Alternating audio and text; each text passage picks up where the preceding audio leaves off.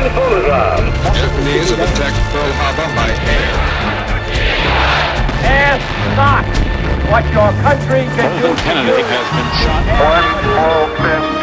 These truths to be self-evident that all men are created equal. Mr. Gorbachev, tear down this wall.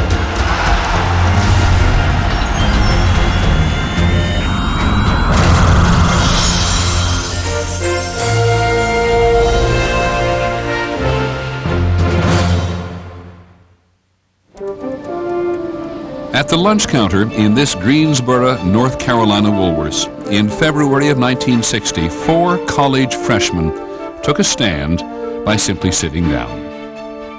The day that we decided to sit down, we figured we could go to jail. If that was what we faced, then it was worth doing that. By asking for a cup of coffee and a donut, Joe McNeil and his friends had taken on segregation, an established way of life in the American South, one which would not allow blacks to eat with whites at a lunch counter, or use the same restrooms, or drink from the same water fountains. There comes a time in life where you say, hey, we're going to confront it and see where it goes. Within weeks of the Greensboro sit-in, similar protests were breaking out in more than 30 southern cities. There was an astounding, rapid ripple effect, because every time you turned on the radio or TV, there was another sit-in someplace. And all of the people sitting in were young.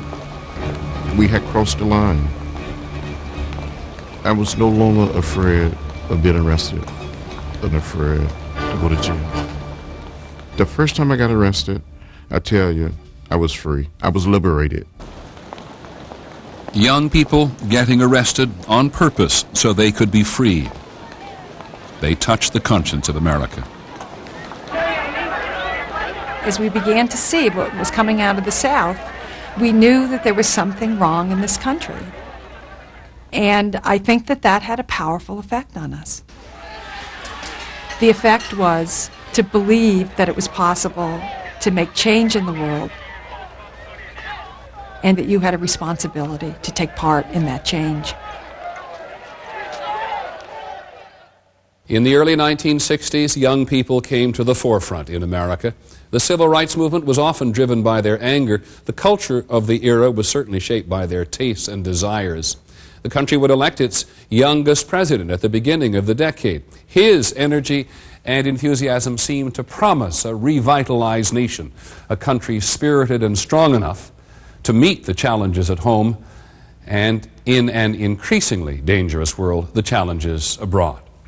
The Cold War's shadow continued to hang like a dark cloud over an otherwise optimistic horizon. The presidential candidates in 1960, Massachusetts Senator John Kennedy and Vice President Richard Nixon, were only in their mid-40s. Both were ardent Cold Warriors. But I am not satisfied as an American to be second to the Soviet Union. What we want to do is not to turn their way, but to do it our way. And that's exactly what we're talking about in this campaign. The country had a consensus at that time. There were no real divisions among the majority of Americans over the Cold War and communism. And Nixon and Kennedy emphasized their anti-communist credentials, which were sterling on both sides. Both men were Navy veterans. The candidates had been freshman congressmen together after the war. But somehow Kennedy seemed the younger and identified himself as the candidate of a new generation.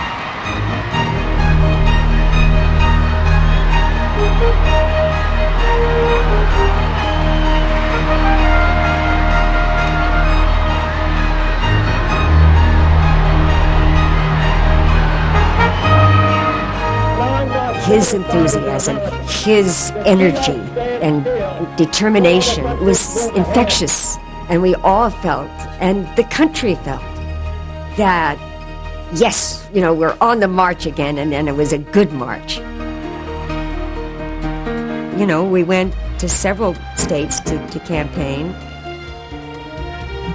I was in my early 20s. I walked a precinct in Redondo Beach. I don't think I've ever done that before or since.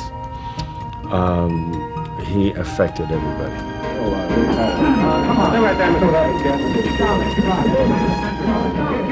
The favorite candidate of much of the entertainment community reached the high point of his campaign in a series of debates on television. These were the first presidential debates ever. There'd never been a presidential debate before. Smith, Senator Kennedy. And the fact that it was happening live and on television gave it a kind of theater that was remarkable. The question now is, can freedom be maintained? The candidates were close on the issues, particularly on a tough stand against the Soviet Union. I, of course, disagree with Senator Kennedy. Studies after the debate show that those who heard it on the radio thought Mr. Nixon had won. Those who saw it on television gave the edge to Kennedy. Demand into balance. Attempt the image that came over definitely favored Kennedy. Surplus, which breaks the price. To see his earnestness, to feel his charm, to feel his idealism, I'm convinced that he would not have won without the debates.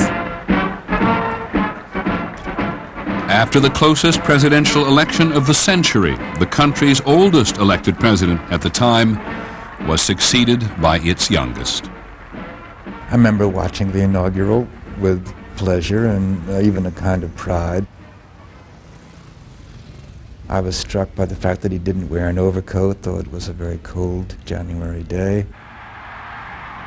Let the word go forth from this time and place to friend and foe alike that the torch has been passed to a new generation of Americans. It was very exhilarating in a sense to have a man as young and articulate and electric as John Kennedy was. What he said was quite hawkish when you look back on it. We shall pay any price, bear any burden, meet any hardship, support any friend, oppose any foe to assure the survival and the success of liberty. After the soaring words of the inaugural speech, the inaugural parties gave final proof to the notion that a younger and more glamorous administration had arrived.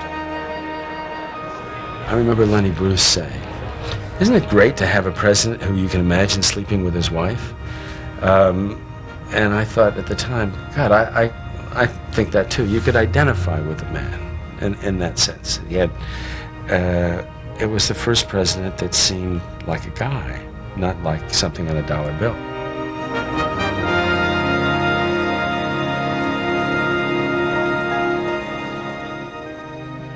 The idea of a White House run and staffed by younger people, with a 32-year-old chief speechwriter and a press secretary in his 30s, and all these people around Kennedy, there was that feeling that, well, if they're running the political system, surely we can be somehow involved in it. We wanted to serve. We wanted to do something because young people, me included, in those days, did wonder how we were ever going to top the generation before us. Our fathers had fought World War II. They had won. They had beaten a depression in some way. What are we going to do?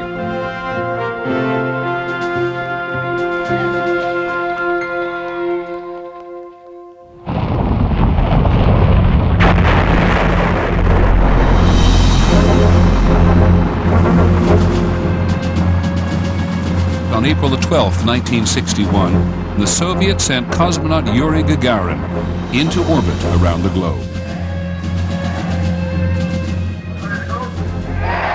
The first Sputnik in 57 and then Yuri Gagarin going into space in 61 terrified the American people.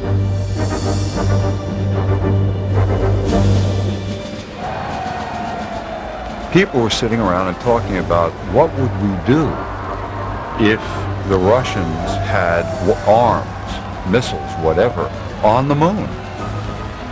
And could shoot, we were making this stuff up, but shoot at us at will. And we'd have to surrender, you know, we had to choose better red than dead. That's what people were thinking then. In what would become a spiraling series of superpower moves and countermoves, just 3 weeks after the Soviets' manned launch, the U.S. sent astronaut Alan Shepard into space. And President Kennedy promised even greater heights. We choose to go to the moon. A man on the moon, walking on the moon?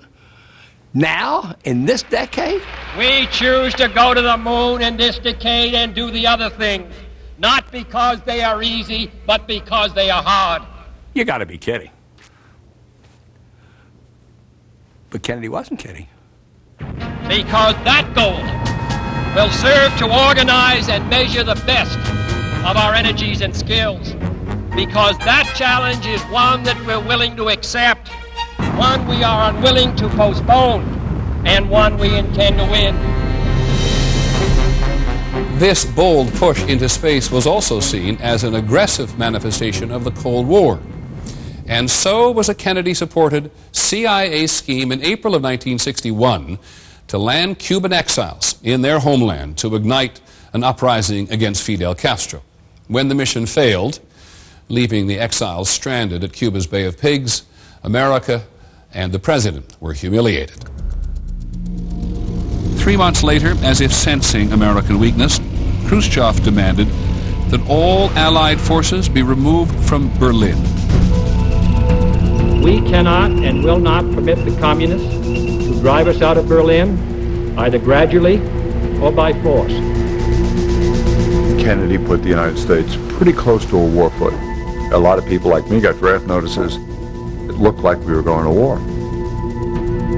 For the second time in the century, Americans faced the threat of war over Berlin. But now, both sides had nuclear weapons and the means to deliver them. No president ever spoke more frankly to the nation about the real possibility of nuclear war.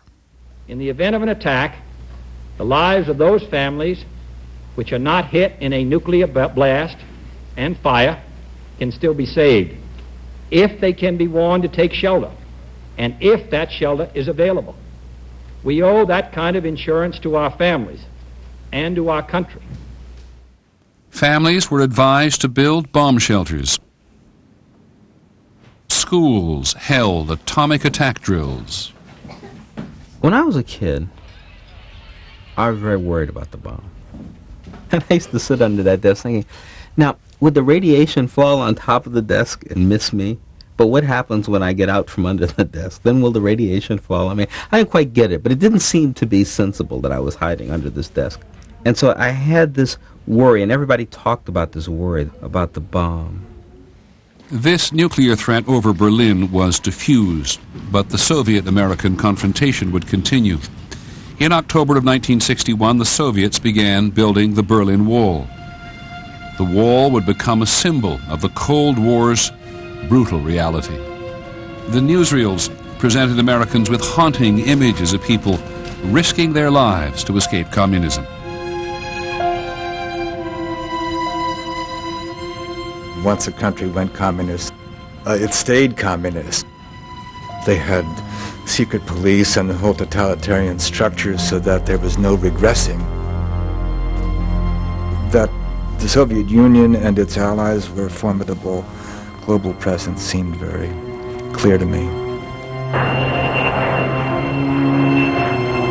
An even more direct threat to American security began to unfold on October the 14th, 1962, when American U-2 surveillance planes flying over Cuba made a discovery. It was unbelievable. I couldn't believe that the Soviets would introduce nuclear-tipped missiles into Cuba, targeted on the eastern part of the United States. They never had moved nuclear weapons off the soil of the Soviet Union. We didn't believe they would. They did. It was my father's decision and his own idea.